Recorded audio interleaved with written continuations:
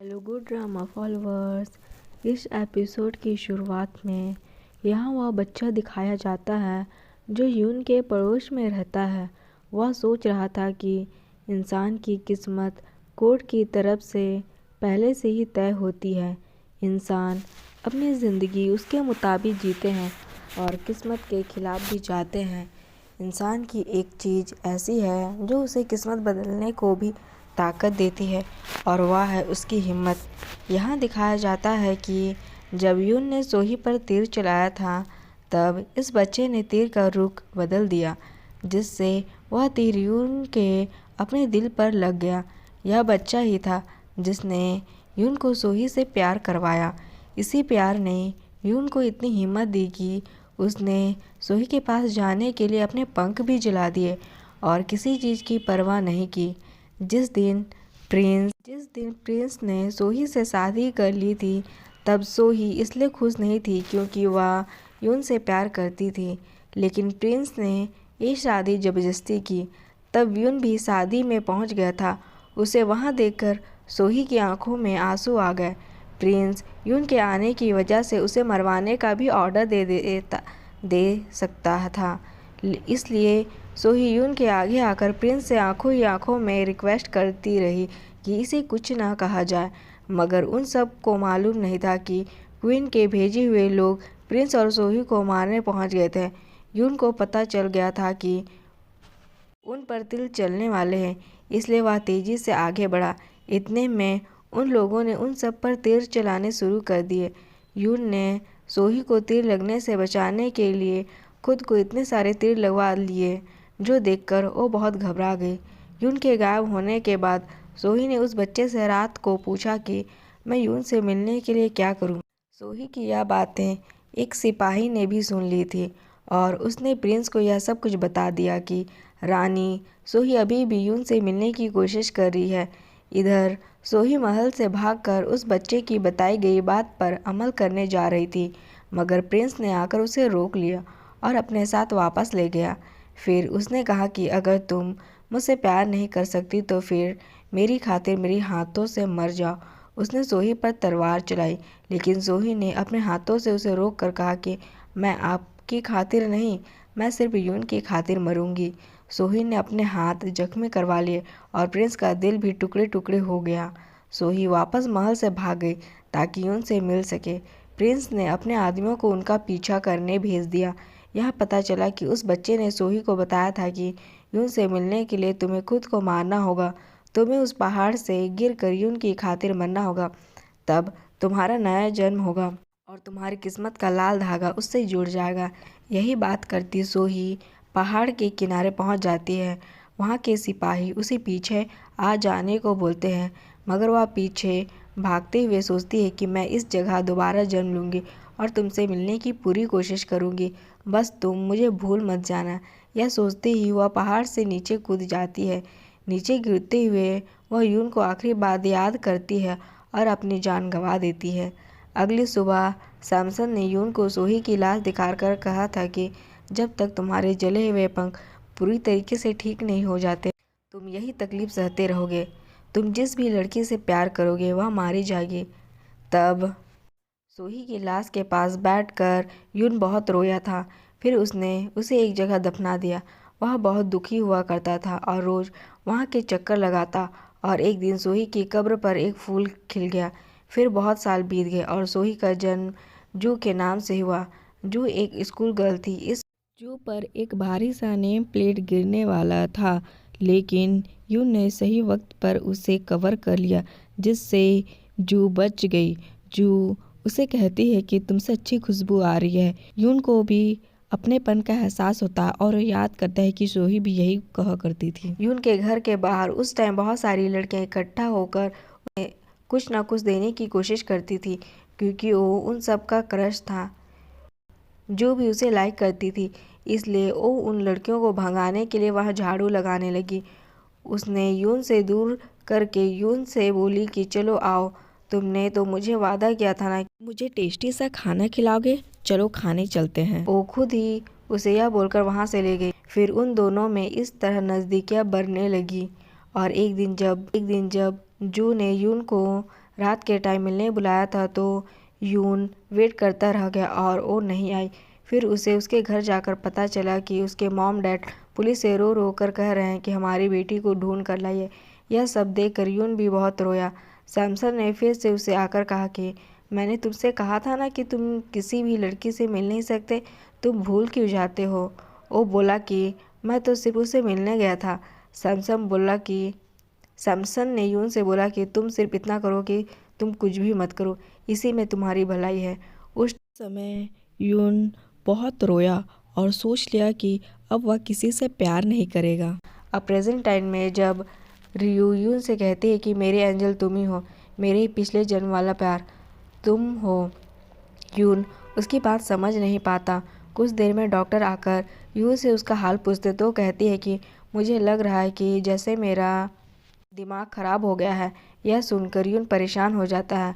दूसरी तरफ डोंगू एक कपल को बाय बोलने से पहले प्यार करते हुए देखता है तो उसे बहुत गुस्सा आता है। जाही भी दूर से उन लोगों पर नज़र रख रहा था। डोंगू उस लड़के पर निशाना लगाकर उसे एक अजनबी औरत से प्यार करवा देता है। वो लड़का उस औरत से उसका नंबर मांगता है, जो देखकर जाही काफ़ी हैरान था। डोंगू अपनी शरारत पर हंसने लगता है, मगर पैरी और डोंग के पंख जमने लग जाते हैं। वो दोनों गुस्से में उठकर उसे मारते हैं क्योंकि वो अपनी हरकतों से बाज नहीं आया था। मगर जाही हैरान था कि ये लोग क्या कर रहे हैं।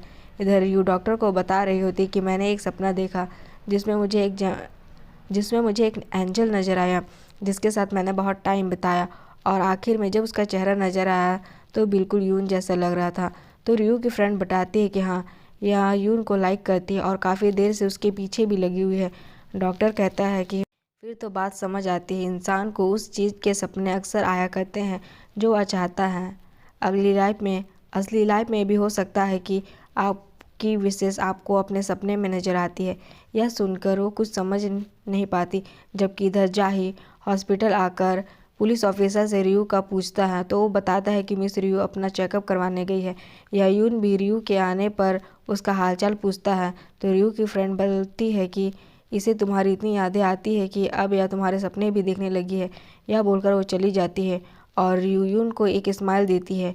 उधर पुलिस ऑफिसर मोबाइल पर एलियंस वाली वीडियो देख रहा था। जाही भी सोचने लग जाता है कि क्या वह लोग एलियंस है। फिर वो पुलिस ऑफिसर से पूछता है कि क्या एलियंस असली में होते हैं।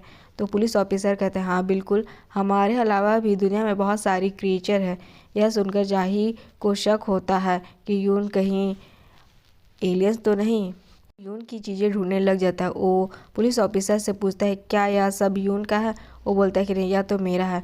वो पूछता है क्या फिर से यून का है। वो बोलता है कि नहीं, यह भी मेरा है।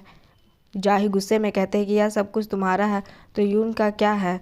तो पुलिस ऑफिसर हैरान होकर पूछता है कि क्या आप यून को लाइक करते हैं। इधर उधर उसकी यूज की हुई चीज़ें ढूंढने का क्या मतलब है, क्या आपको डायरेक्ट किस चाहिए। जाही कहता है कि मेरी बुक में इनडायरेक्ट वाली कोई चीज़ नहीं होती, असली किस डायरेक्ट ही होती है। बात के दौरान यून और रियू और उसकी फ्रेंड वहाँ आकर उसे घूर रहे होते हैं तो जाही थोड़ा नर्वस हो जाता है। बाद में जाही यून के साथ खाना खाने आता है और उसे घूरता रहता है। यून उसे घूरने की वजह पूछता है तो उसे अपने हाथ पर लगी चोट दिखाकर कहता है कि मुझे एक मुजरिम को पकड़ते हुए 10 दिन पहले चोट लगी थी, लेकिन अभी तक इसका निशान ठीक नहीं हुआ। लेकिन कल मैंने तुम्हारी उंगली पर जो निशान देखा था वो कुछ ही मिनटों में गायब हो गई। क्या तुम इसकी वजह बता सकते हो। यून कुछ बताने के बजाय कहता है कि मैं जा रहा हूँ। वो यह बोलकर वहाँ से चला जाता है, मगर जाही तब उसकी यूज़ की हुई स्ट्रॉ को देखकर कहता है कि क्योंकि उसे कुछ न कुछ तो चाहिए था। दूसरी तरफ यूनसी की लाश जिस फैक्ट्री में मिली थी वहाँ से पुलिस को एक सिगरेट भी मिलती है जिसे वो लोग कलेक्ट कर लेते हैं।